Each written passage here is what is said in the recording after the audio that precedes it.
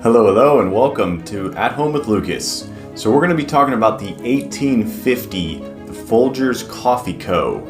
Yes, this is their dark roast. I'm super excited to put this to the test. The bag looks absolutely amazing. I was totally sold just by the visuals of this bag. I don't believe I've had this company, especially not this roast, before. I went ahead and bought the whole bean 12-ounce bag. It was on sale, so I was super excited about that. That's kind of what I hunt for when I go to the store, or if I'm on Amazon. I'm looking for that deal, and this was a good one, so I snatched it up. So in this video, we're going to be doing a hands-on with the bag, then we're going to put it to the burr grinder, then we're going to do the smell/sip test. Yes, that's the favorite part of my day. And then we're going to talk about the coffee, whether you should drink it daily, weekly, monthly, or never. So let's go ahead and jump into it.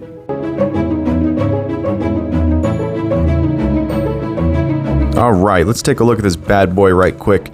So the first thing you notice at the top is the seal. It is very interesting looking, and I almost thought it was a sticker that was peeling off, but then when you go to touch it, you realize that it's actually some kind of glue, like a legit old school seal. Very, very cool. I like that a lot. It's very handsome. Adds to the bag being super handsome looking. Okay, so you got crafted by 1850. Now, I don't know why there's only 3 stars there. That's kind of interesting in the era of 5 stars and 10 stars. They have 3 stars, so there might be some meaning to that I just don't know about. You got the SF over here, 1850, the Folger's Co. Yes, Folger's Coffee Co. I'm sorry. All right, so we got the black gold. So I don't know if that has anything to do with the SF over here. California, you know, the gold rush. You got the black gold. You got the bold and dark. That is hilarious. You got the bold plus dark chocolatey. I've never seen that on a bag of coffee. Chocolatey. Wow, cool. Dark roast. Went with the whole bean because if you get the ground coffee, you may be getting some unwanted preservatives and additives. So avoid the ground coffee if you can.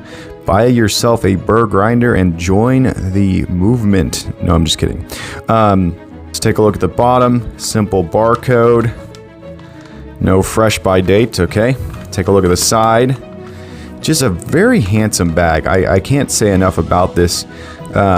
You got some more black gold. All right. Cool. Take a look at the back. Kind of similar to the front. Got a little bit about this company.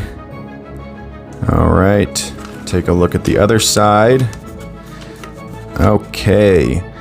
Brewing a bold cup of 1850. Nice. I love when they do this. This is so fun. Because sometimes you think you know how you're making your coffee, and then you look, okay, here we go. Best by date, 2021. We are good to go, people. Ingredients. So ingredients right here. So you would think that this would be kind of a no-brainer, but you'd be wrong. You have to look at the ingredients, especially when you're dealing with a blended coffee or coffee that says something like, you know, hazelnut or Italian mocha or something weird like that. You have to look at the ingredients because you really don't know what you're getting when you are buying a ground cup of coffee, or even a whole bean blend may have some other additives to it. So they are now putting flavored, especially when you look on Amazon. Some of them will say flavored right off the bat, so you don't mistake it. Like, it'll say right on the front, it'll say flavored, and I give that a big thumbs up. That is awesome. I hate when I accidentally buy a cup of coffee, or not a cup of coffee, when I buy a bag and it turns out that it's flavored with some weird thing. Even this right here, the dark chocolatey, that made me have to check the ingredients because I didn't want to have any sort of like shaved chocolate or anything weird like that, you know, where they, I don't know, infuse the bean or something with chocolate. I don't want that. I want straight beans that are roasted a certain way, grown a certain way, and they taste a certain way. That's what you're looking for. No artificial. No artificial. All right, so there's the one-way valve right there. Give it a squeeze. There's actually not that much air in here. I actually like that a lot. I don't know if, yeah. So there's two things that fail on bags like this. You have the one-way valve here, which is a one-way valve, so all the air in there should shoot out of here. Now, if you squeeze it and all the air goes out and then you wait a second and then it refills full of air, then that means either the one-way valve has failed or the glue up here has failed. And more times than not, I found it's actually the glue up here that is failing and not the one-way valve. So as you can see, I'm just going to do a little bit of shaking and it's pretty much back to the same amount that it had before. Now, some people might say that it's actually the beans inside releasing something that causes it to poof back up. I don't buy it. I think that the seal up here is just not right. And the reason why I'm almost positive it is the seal is because they don't want you to struggle to open the bag, because they realize that some people are going to grind up this whole bag and put the grounds right back into it, and they want to be able to roll this back up. If you make the seal too strong, people might have to cut it, or it might rip right here. So that's my theory. I'm sticking to it. The seal up top is where it fails. A one-way valve is, I don't think it can fail. That's my thought. But let's find out if this thing is any good. We're gonna give it a good, yeah, see how easily that broke. Okay, that was the first seal. Okay, this is the new thing they do. There's two seals now. So I take it back. It might be good. The smell is insanely good. This is such a good aroma right here. Wow, I'm getting blasted. Let me give it a flashlight. All right. Let's go ahead and take a look at the beans.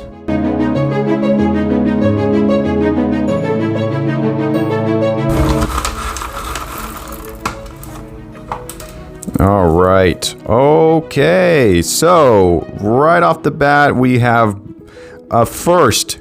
All right. This is a At Home with Lucas, a coffee review first. We have actual broken beans. Okay. You seeing this? We have broken, shattered beans. There's another one over there. Wow. Look at the husk just floating around. This is all indicative of a company that does not care about their customers right here. This is what I would consider unhealthy beans that they basically just roasted hard and hope that the customer does not do what I'm doing, which is look at said beans up close. Wow, look at that. That is a husk right there. That's not even a full bean.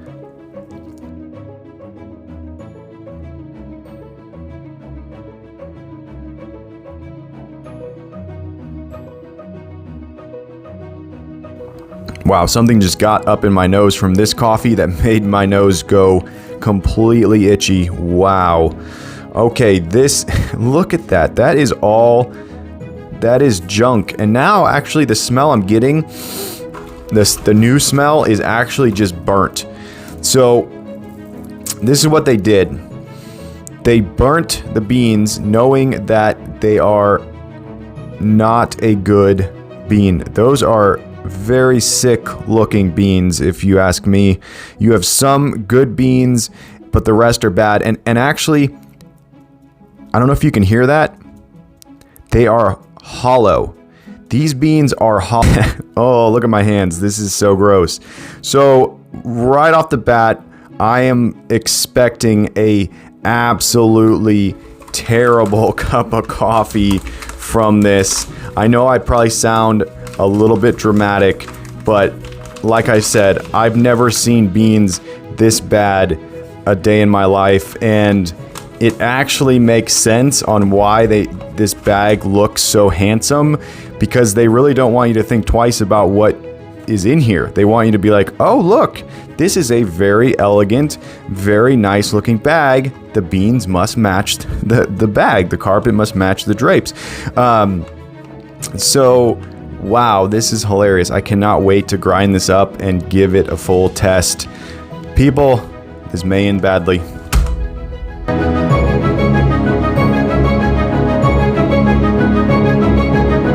All right, let's put this to the test. We're going to put it in our burr grinder. If you've never seen this grinder before, I'm going to link it down below.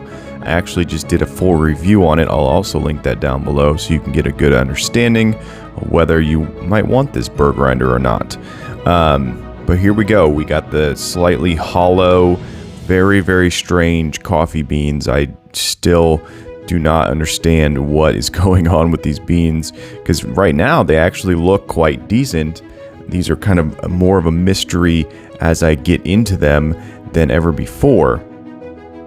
With the grind test, we're basically looking for an even breakdown. So healthy beans are going to break down really evenly, and unhealthy beans are going to do more shattering. This was interesting right here. There's not a lot of dust that came off of the first batch of grinding. Some have thick amounts of dust, is what I'm calling it, and some have, like there, hardly any. So I don't know if that's indicative of a bad bean or if that's just the result of these beans, because we still don't know if they're good or not. Right there, you can actually see that just looks like crappy beans. It really does. All right, down the hatch we go. One thing that's very strange is the sound from this is a lot quieter than other beans, and I think that's because of them being hollow. They're breaking down like super easily, and normally I hear this thing just whining, just really loud. All right, so the first thing you're going to want to do whenever you do a grind is you want to stir it up and make sure there's no clumps. So I've done that, and here we go. That doesn't look terrible. This is just the strangest beans I've ever dealt with. It doesn't look terrible. I mean, when you look at this, you go, that looks like some really yummy coffee grinds. Well, I don't know. I mean, they look like they broke down uniform. They look decent. But there's still that question of what is actually going on with these beans. This is unbelievable. The mystery is still out there, and we're going to get to the bottom of this. All right, now coming up, we're going to be getting to our Coffee Gator pour over maker. This is my favorite way to make coffee. It is absolutely the purest form of coffee making. I'm going to link this down below. Also, I did a full review on it. I did an unboxing and all that stuff. And still to this date, this is my favorite coffee making utensil? Tool? I don't know. But anyways, we're going to load this up with way too much coffee because I am crazy, and I do it all for you guys. And here we go, a little blast from the past. Yes, the ugly pour-over kettle is still alive, people. It is still alive. I use it every single day. I've not upgraded it yet. I will soon, and that will be fun for this channel. So here we go. We're looking for that crema. That's the thick, creamy layer at the top. You're getting a little bit right there, but not much. One thing we want to look for is how quickly it dissipates. So a good healthy bean, when you grind it up and you put it in a pour over, it's going to hold that water for quite some time, and then it's going to slowly release through it, and that's a really good grind. This is kind of dissipating a little quick. The crema is forming, as you can see there. That's actually some really good crema, but it's dissipating a little bit quicker than I'd like, and it's not as frothy as I would like. So it's not. Once again, it's another mystery. Like, it looks like good crema, but it's just not fully there. There's something missing. But nonetheless, we are going to blast it with more water, and we are going to get this party started because I need to get to the sip test. I got to figure this one out. But there you go. You're getting a little foreshadowing. The stream looks kind of rich. That's good. That's good. A little bit more on that stream right there. It's looking a little watery. Just a little bit. But but it still holds that golden richness, so that's good. I mean, it is called black gold, so it should be glistening. And don't worry, guys, I'm not going to be making an 8-ounce cup. I'm not that crazy today. I'm going to be pushing it to, I think I'm going to do 12 or 16 ounces. I'm horrible with milliliters. I wish this thing, that's the only gripe. I wish it had ounces on the left and milliliters on the right. Instead, it has cups. And I don't understand. I know a cup is 8 ounces, but I've checked, and the measurement of the cup versus what they say doesn't make any sense. So that's my only gripe about the Coffee Gator pour over maker. I wish there were ounces. If you're listening, Coffee Gator, make one with ounces, because I am a dumb American. Oh boy. All right, so there we go. We're pushing it to almost 600 milliliters.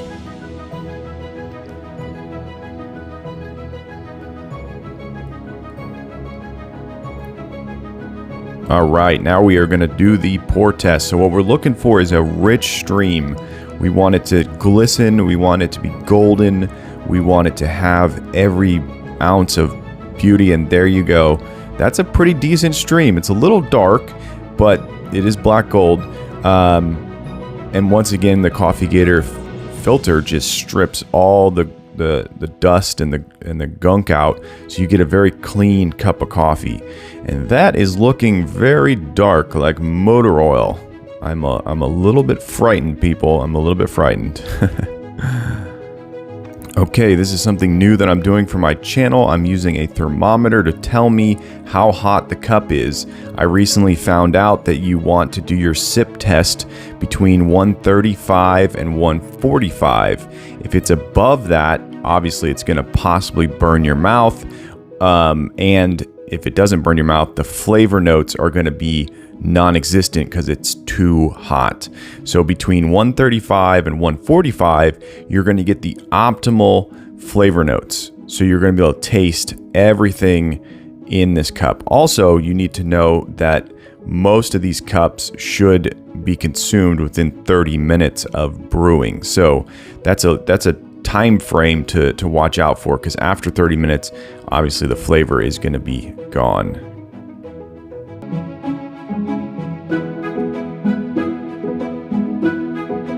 All right, let's go ahead and give this a good smell test. So as you would guess, it smells burnt. It smells really, really burnt.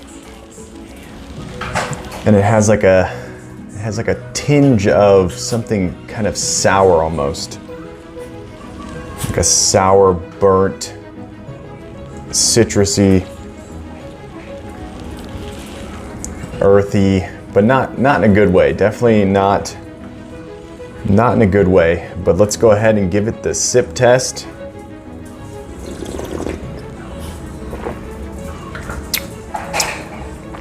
Wow, that's strong. Wow. Woo. That is very strong.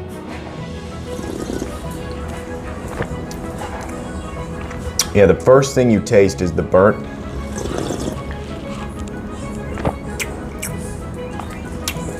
And then you get a familiar hit of maybe a French roast or an Italian roast or something.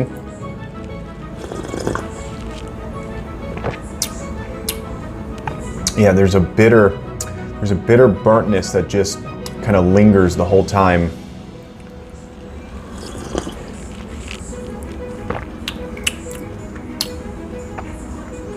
I would say as far as taste goes, it's definitely better than I thought.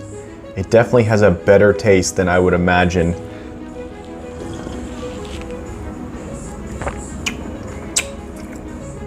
It's full-bodied. It's burnt though, and it's bitter. So those two things kind of fight off any other positive taste.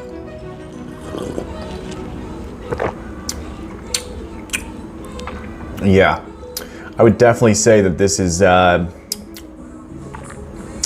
it's the result of not very good beans creating a cup of coffee that's just, it's good, but there's something off about it that I cannot put my tongue on.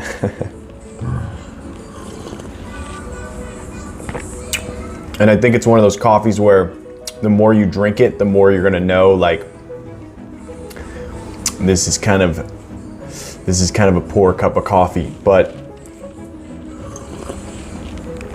the initial flavor notes are not terrible. I was expecting it to be just something that you just write off as that bag's going in the trash. But this is actually not that bad.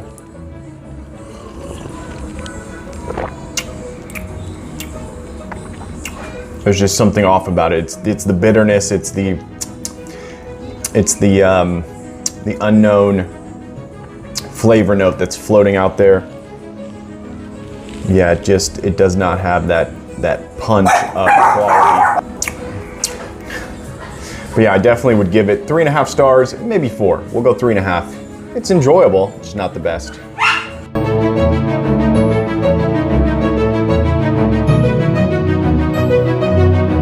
All right, there you go. That's the 1850 coffee. Hopefully you enjoyed this video. If you did, definitely smash that like button and show me some love. And if you want to join the at-home family and you want to be a part of this crew, hit that subscribe button. Every time I get a subscriber, I get a boost to make more and more videos. And that, in turn, helps you guys because I pump out more videos that you love to watch. But as always, I thank you for watching each and every one of my videos, and I will catch you in the next one. Bye-bye.